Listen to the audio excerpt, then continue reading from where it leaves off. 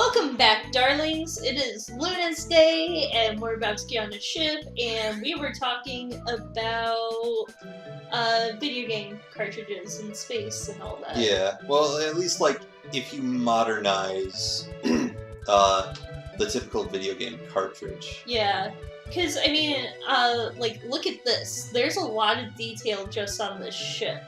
Yeah. And, like, what could, like, fitting something with a better graphics chip, I guess, basically. Well, it's not so much like a better graphics chip. Like that's not the point I was trying to get at more. Because like a better graphics chip, then that's just your Nintendo 64, your PlayStation 1s. That's what that kind of comes down to being. But it's more. If you take the same limitations that you have on a console, in this case, Super Nintendo, and you use more modern equipment in order to store more data onto it.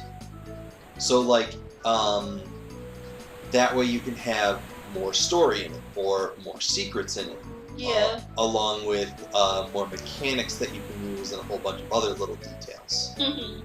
That kind of thing. That's what I'm trying to get at. Yeah. Is that you can store more onto a game now because it's just the technology for memory, or not memory, but data storage is so easy now. Like just finding a like 2 gigabyte flash drive is now like $10. Yeah. And if you buy that wholesale, that's obviously something like what, $1 each.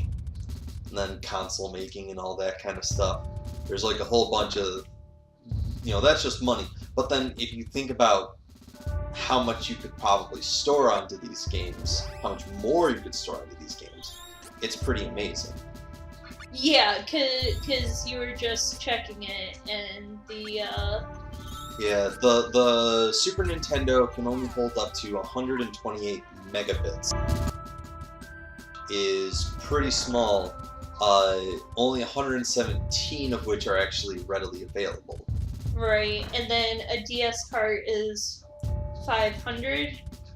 520 megabytes. Right. Which is way, way more. And then a 3DS cartridge is 2 gigs? It said? I don't remember now. Well, it said not to hold out your breath for like an 8 gigabyte one. But yeah, like you're looking at maybe like a gigabyte, maybe 2 on the 3DS cartridge. Yeah, so it's really interesting to me too, because that really puts into perspective, like you think, oh, of course a movie download is going to be 1 gig, that makes sense. But then you look at, this stuff and like how much longer of a thing you can get with games with so much less. It's just... Yeah, especially because I've downloaded various games on their ROMs just to see like how all the different kinds of games that I could never like possibly find in my collection and whatnot. And to find all of these games costs like nothing worth of data storage. I could honestly probably put every Super Nintendo game onto maybe like 4 DVD discs, and then that would be all I need. Yeah, it's really, really sort of like eye-opening. Yeah. Well, it's also a beautiful thing of like how much we can make with the limitations of the software. Despite our limitations, we can create some. Oh wait, is this storyline? Yeah. Nothing like too important yet. Well, keep the combo going. Okay. This is interesting. Yeah. And I'm just thinking, like I absolutely love the cartridge-based system. I think the only reason we really haven't gone back to it is probably just because of it's probably just too costly at times. Yeah. Um, Yeah, because like every time you make a cartridge system, you have to like design your cartridge and design like what people might be able to customize it with and everything like that. But if you just have a disc reading system, well, you can make a disc pretty much anyway. yeah, I'm sure that that's definitely true. And the other thing is, you know, it's obviously easier to what's it called? It's easier to make something that works similar to a PC if you're using a disc reader rather than a cartridge. Like, you know, an Xbox isn't just for games. It's for watching TV and being on the internet. Same thing with a PS3 or 4. Yeah. Same thing with the Wii. Heck, even though the 3DS's main thing is still games, it even has like a bunch of apps on it, like a phone would.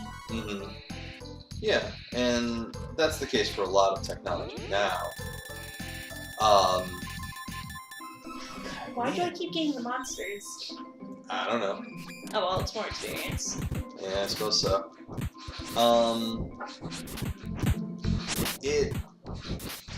I do just wish that we had like something more to like play around.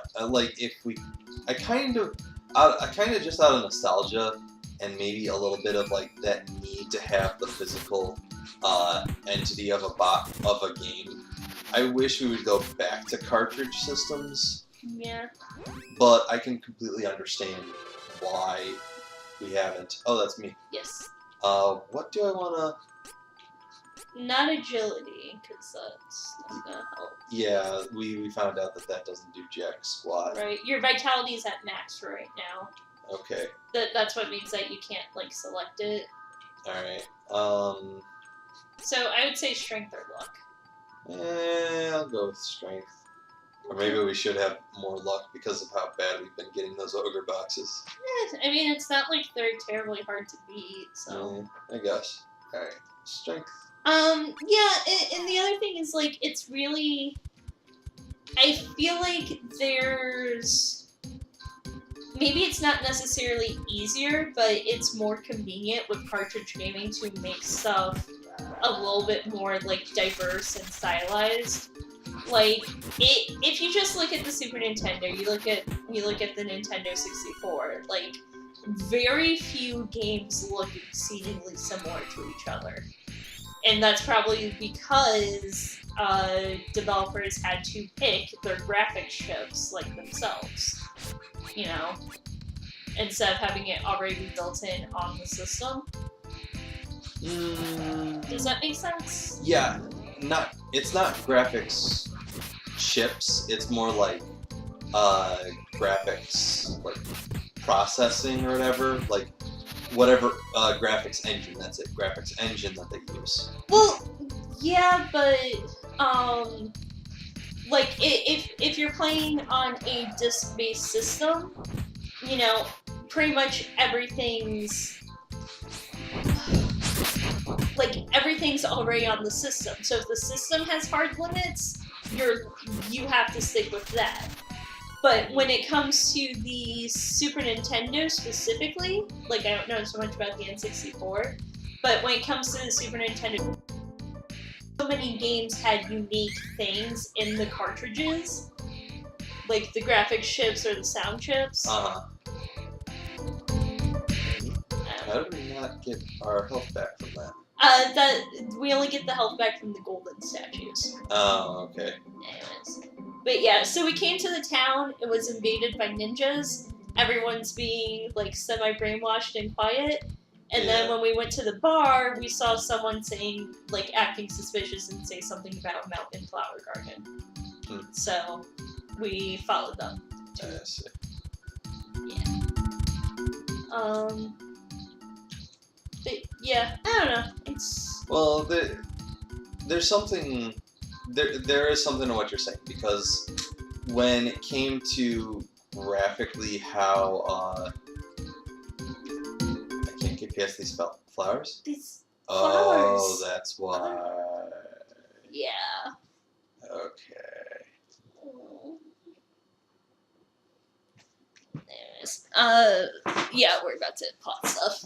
Okay. So pause on the conversation we were having. Yeah, I suppose Oh, so. did you start the timer? Oh, no, I didn't. Oops. How far into this are we? Pretty far, but it's not a big deal if we go a Yeah. little further. I guess let's go another 10 minutes. Yeah, we'll figure it out as we go along. Don't worry. Okay. Come on. Why is it not letting me? There we go. That was weird.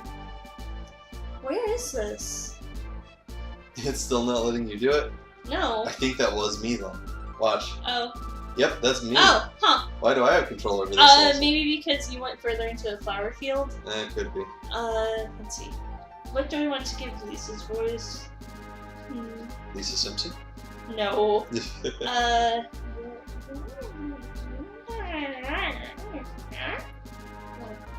You're awake? This is Rolante's secret hideout. We've gathered the remaining troops from the Amazon army here to retake the castle. Oh? And who are you?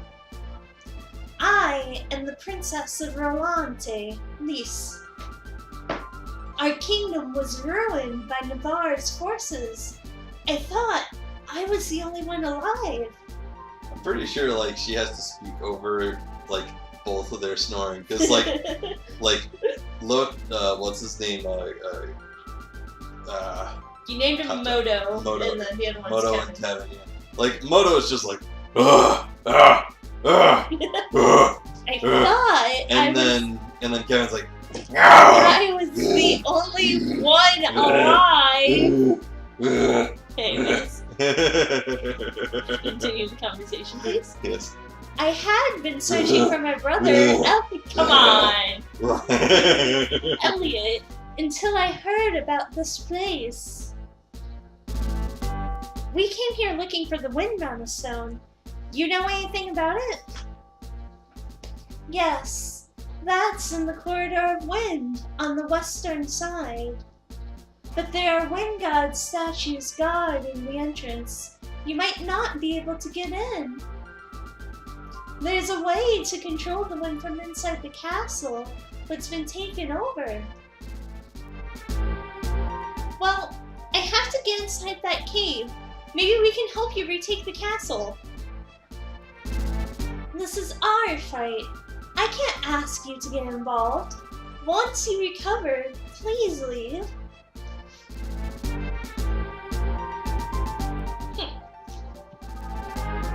You know what? We're gonna help them anyways. Screw her.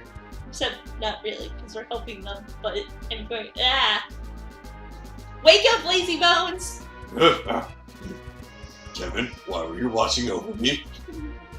I like watching you sleep sometimes. Look, I brought a present! Every time. Hot damn! Look at that! Careful, she can probably, kill you 100 ways in like 5 seconds. Sounds like a true Klingon! I mean, they're Amazons. Anyways, let's see, we were talking about the graphics thing. Yeah. Oh, yeah. One of the interesting things about how the graphics were done for PlayStation 1 and 64 was because of some of the ways that they decided to process it. Damn it, we got another cutscene to do. Sorry. No, that's cool. Calm down. Take it easy. I'm alright. So, what's the plan? How are we going to get the castle back? We obviously don't have enough troops for a direct assault. I'm sorry. I'm not a military tactician. I never thought I'd be doing this. Oh wait, I know. We could ask the sage Don Perignon. Don who? He'd know what to do. He's a brilliant strategist. His advice led Prince Richard to victory against the Dragon Emperor. Where does he live? That's the tricky part. He's a Korobokal. He lives in the Korobokal Forest. His village is west of the Rabbi Forest, south of Jade. Well, let's go find him. Actually, it's a bit more complicated than that, I'm afraid. Korobokals don't like humans. I'm not sure if he would even talk to you. Miss Elise, you're trying to raise our hopes. Please don't leave us. Why don't you leave it to us then? Don't be so stubborn. We can't get to the Wind Mana Crystal until Rolante is saved. This is our fight too. Since you insist, thank you. Thank you very much. So, what should we do? Well, you'll have to disguise yourselves as Korobokals. That's the only way. You can do that if you have the legendary Chibiko hammer. I think someone in Baizel owns it. Okay. Alright, so graphics with PS1 and N64, you were saying? Right. So, the PS1, it has it so that it kind of forces you to use the various polygons. But the polygon way doesn't necessarily allow for very good texturing onto the character models most of the time. Mm-hmm. So it's almost more like you're playing a game of Doom when it comes to playing it. Because, like, I don't know how well you've noticed, but there's still a lot of pixelation on the graphics for, like, the background and and whatnot. But the N64, the way that one works is it doesn't necessarily work so much to pixelate everything, and you wind up getting kind of more detail out of it, because it's almost a simpler way to just kind of JPEG a what's it called? A skin onto the character models. Yeah, and that's why it can look so smooth in it while still being quite blocky. Guess that makes sense. Yeah, it's hard for me to explain because I don't necessarily know. Like the terminology? Yeah, the terminology and everything. Because they're just very different, you know?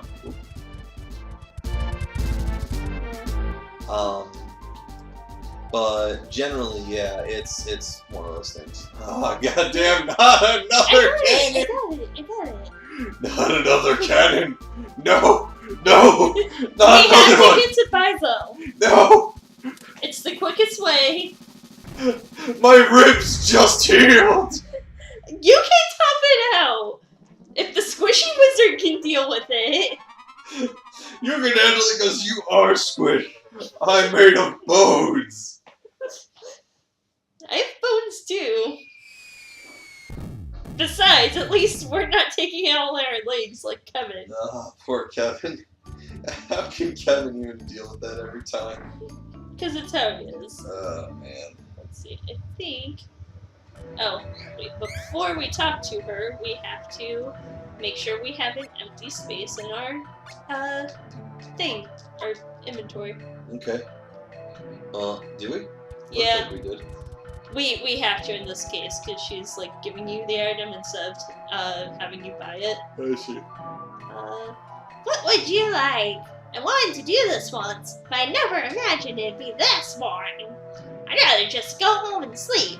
Here, you can have one of my dead grandpa's things. There we go. Get the hammer. That was easy enough. Mm-hmm. So now we have to figure our way back to Jad somehow. Mm-hmm. So one of the it just kind of comes down, you're right, to what the processor is for each individual console and whatnot. Mm-hmm. because nowadays when it comes to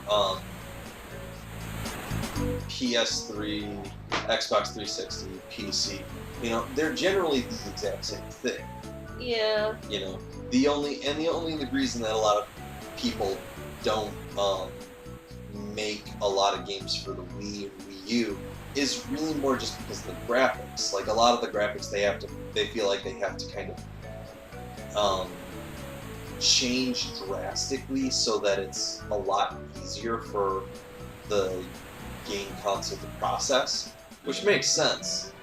But it's one of those things where you really don't have as much of a limitation now anymore. Mm-hmm. Like if you compare, obviously there is some limitations when it comes to the Super Nintendo and the Let's see if these shops have anything now. and the Sega Genesis, because Sega Genesis had less colors than what the Super Nintendo had. Mm-hmm. And that was primarily. I really like the effect during this like dawn thing where like we're really well lit, but then the background's still kind of dull. Yeah. Like, sorry. I No, that's just cool. noticed it. I was like, oh. That's all good.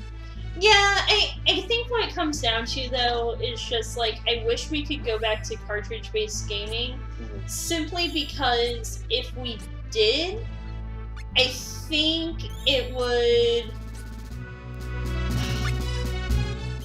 just result in better games in a way, because it's easier to get around hardware limitations of a console with a cartridge. Yeah, because then you can do a lot more individual stuff to add on to it. Exactly. Yeah, and these days if you just have like a specific kind of data to limit it to, yeah, there's a lot you can really do to make the cartridge-based system work. Yeah. Again, and especially if you just make it something as simple as like a USB key. Yeah, but That'd be interesting. everything else is just kind of more subjective and like stuff I wouldn't necessarily feel comfortable like talking a lot about because I don't know technical specifics. Yeah, I get you. But there is like a good example of something that kind of like Oh, happened. hey, their mayor is gone. Dun dun dun. That's weird. Like the Beastmen left this place, so everything's back to normal with the shops and everything, but mayor's gone. Strange. So, oh yeah. Retro VGS. That's what I was going to try and talk about. Now there's a lot of controversy that comes around the retro VGS right now. Mostly due to that they were trying to sell you on a concept and not really on like the actual console itself. So they had no production model. They had no idea what they hadn't even developed an OS. They just were selling you on the idea of this is what we want to do, and here's how we think we can do it, but we don't even have the money to show you a prototype or whatever. Yeah, it's kind of worrisome, right? A little bit, but I mean, I've seen Kickstarters funded with less. Yeah, that's definitely true.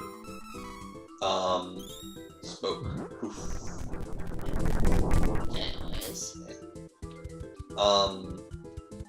Yeah, but there's still kind of a lot of controversy going around it. But what I wanted to really get across was that they were trying to do something similar, where they wanted to make a game and just kind of make it work more like a cartridge-based system. And they were trying to also make it so that like there's no DLC or anything else like that, which that becomes a whole other subject of like what you want to do with your games. But I think I think it's just more important on. Oh, did you want to go that way? No, we have to go this way. Okay. I think it's just more. Important. Yeah, it's just more important to understand like that idea that what we can and can't accomplish with the cartridge-based system. Because again, physical copies are one thing. Because like, you never know. Steam could go completely bankrupt. It's very unlikely, because they've had very good business practices up until this point. Right, but then what happens to all of your games that you have? Yeah. And yeah, what does happen in all your games? Like the same thing with goodoldgames.com, or any number of things. Once that company is gone, does that mean that you'll never be able to access those games again? Yeah, I hear you. Yeah, and it just becomes tricky in that way, to guarantee that your investment into your game is solid. Yeah. That's always been a fear of mine, is that that somehow my computer's gonna get wiped, somehow the company's gonna get defunct, Yeah, although cartridges, they can get lost or damaged, and not as easily, but yeah. It actually became a similar subject. hold that thought. Okay. Let's continue this next time. Oh yeah, as we've been we go talking to the a lot. Korobako Forest. Yeah, we've been talking a lot, haven't we? All right, Yes. guys. Next time.